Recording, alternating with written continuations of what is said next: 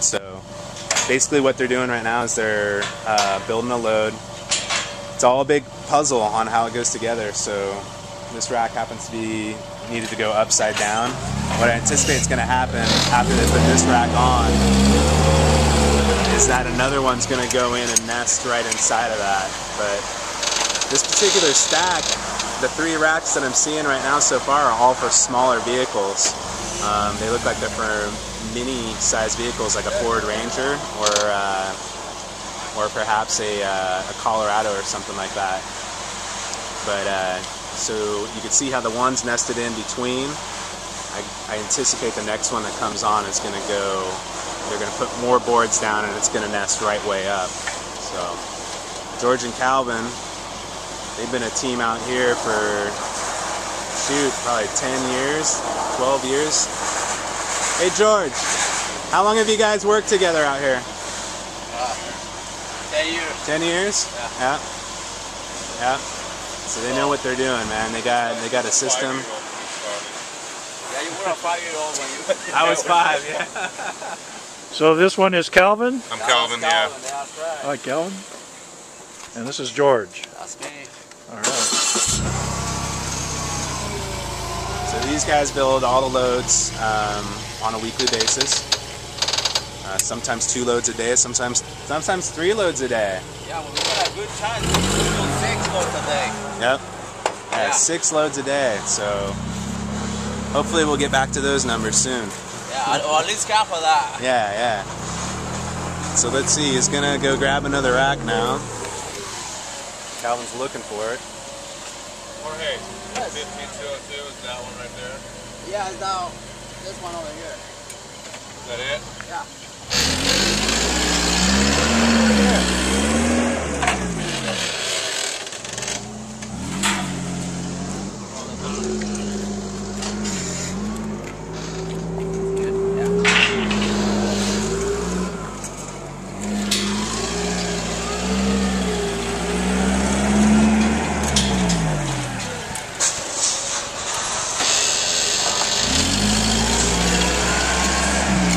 Makes it look easy. Now, what does one of these racks, average racks, weigh?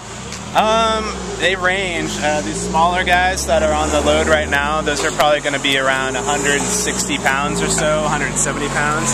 This is a big rack. This is a full-size rack. It's got flat bar in between the pads, so you're looking at probably 220 or 225 or something like that. Once again, it's all steel pipe, so it's heavy-duty material. So I'm interested to see what they're going to do. See those 2 up there? See those 2 over there? That's 26. We have other racks like this rack right here. See how it has the front piece that goes across? It creates a problem for transportation because the rack has to be flipped upside down. It either has to be the bottom rack on the load or it has to be flipped upside down on top because it won't nest over any other racks because of that front piece that goes across. So there's... Oh, you're talking about the front piece on the bottom. Yeah. Okay. This particular customer wanted the flat bar all the way around. This to catch the front bulkhead of the truck and then down the sides. It's just a little more seal for the camper shell. This is a camper shell style rack, so a shell will be pushed in underneath this. Well, that makes sense. Okay. So sometimes if you don't have this flat bar, there's a gap, you know, in between the camper pad and your shell. There's a gap like that and they have to fill it up with camper shell tape or something like that. So this is a nice feature that we offer, is that flat bar. It just so helps. You use the angle iron like this one over here for pickup style? Or Exactly. Yeah, all of our 1000 series standard racks and our 2000 series forklift loadable racks have the angle. So here's a 1000 series. Yeah. And then that's a 2000 series forklift loadable.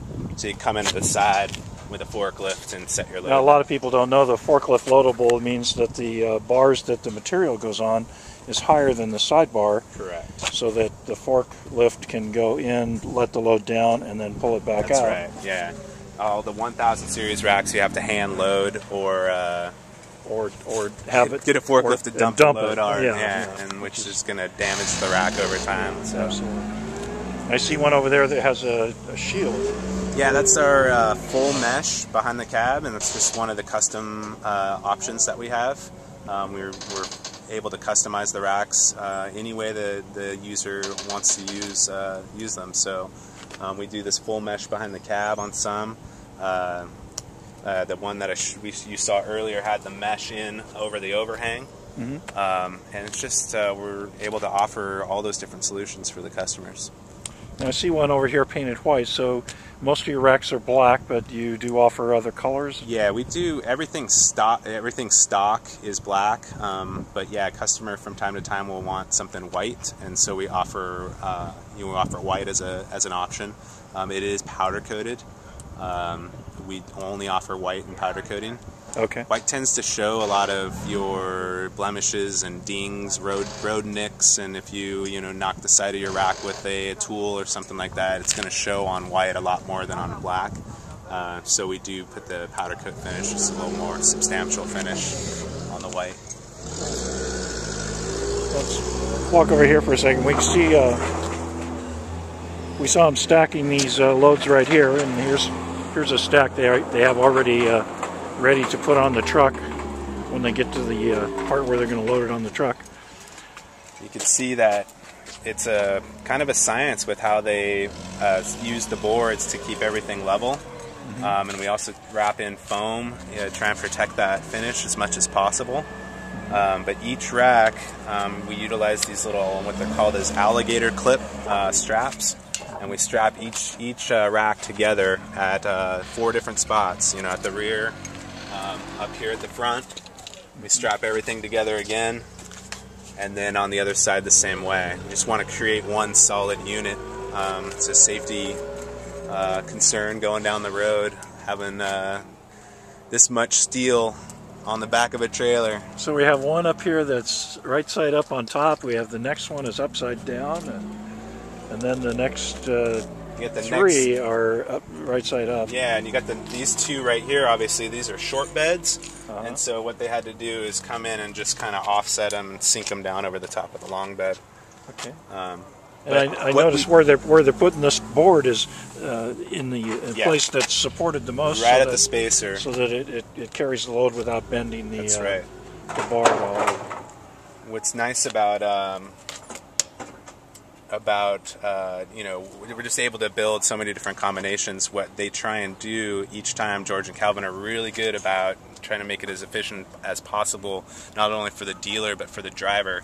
They try and set up the loads so that their first stop, the top rack's coming off for that dealer, so they don't have to juggle stuff around. Sometimes you get into a situation where it just doesn't work out that way, but 9 times out of 10 they're able to set up the load, so each stop they make, it's always the top racks coming off for that dealer, and you don't have to juggle stuff around. So trying to do that as a service to our dealers, and also just to keep the efficiency going for our driver. And this is a truck that you use for deliveries? You have more than one of these, I'm sure? Yeah, we have 4 trucks in our fleet. You can see some of the other vehicles down there in our trailers. But this is a typical setup. It's a 28-foot trailer. The deck's 2 feet off the ground. So yeah, we can go up 14 feet. We have to stay under 14 feet in height. Typically, you'll have 2 stacks on the trailer. This rear stack, all the overhangs are facing out. And I see rubber is laid down? Yeah, we put rubber on there. It's just an added friction point, so the racks... More tie-down points? Yep, absolutely. This is a special carrier that we have for crossbars for our California work trucks program. For the utility body racks that we use for them, we are able to slide the crossbars all down on this carrier and just run them efficiently like that. And then this is a stack will go on this this truck right here. We actually built these. These are called our rack haulers, and we build this trough in here. So the bottom rack always, no matter what size it is, if it's a short bed or a long bed, if it's no matter what width dimension it's built to, they'll all fit in this trough. So wow. And it's all reinforced around the bed. Makes it pretty solid, huh? Yeah. Wow. We have a lot of racks that are already built here. These are all getting ready for shipment. Yeah, we keep a pretty good inventory of our top 20 items. We used to have roughly 1,200 racks or so in stock in the yard at any time. Wow, 1,200. Yeah, our inventory levels are significantly lower now. But yeah, we tend to keep, if you could see this stacks over here along that edge, those are all pretty much the top 10, and then you get into more top 20 stuff out here in this area. All along the perimeter here, these are camper shell style racks. Those can't really stack on top of each other per se, or nest on top of each other, so that's why you see the boards in between them. And the same thing as you work your way around, these are mostly mini and mid-size vehicles, and because they don't have such a significant bend on the leg, they won't nest on the rope hooks either, so we have to put boards in between those. But yeah, we have a pretty decent inventory going right now. We'd like to keep that as a service to our dealers. You know, it's nice when a dealer can call in on a Tuesday and order a rack, and we could deliver it to them 2 days later, you know, if we have it in stock. So that's pretty quick. Yeah, we run trucks to most all of our dealer locations at least once a week. So now, how long does it take you to build a rack from scratch? Say somebody orders a rack and it's not in stock. There's varying levels. It depends on how quickly they need it, but typically if an order comes in, it's a non-stock item, we'll typically run it through production within a week and a half, 2 weeks, where it could be ready for delivery. We do have what's called a rush order fee, and if someone is desperate for something, we can they could pay an expedited fee on that rack, and we could push it through the shop. And I mean, typically, if one guy cut the parts, welding, prep time, and powder coating, we could get the rack through the shop in 2 hours. You know, from start to finish. And so if it's something really that needed to get out, we can knock it out within a day. So if it was a standard rack that you just happen to be out of racks in the yard, you could do it in 2 hours. Yeah. You know, start to finish. I just wondered how long it takes to build a rack. We cut all the parts, you know, for each rack individually, and then do all the tube bending, and then it goes into the welding fixtures.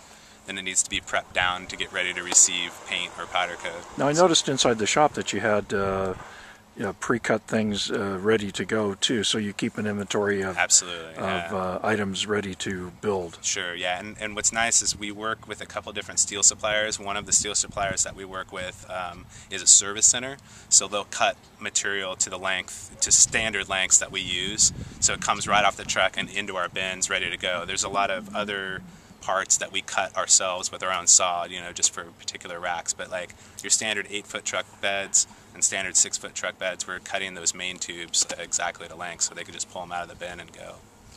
Yeah. Makes it easy. Well, thank you. We've been talking with Gary Kank of Racket Incorporated. I appreciate your time. Yeah, thank you.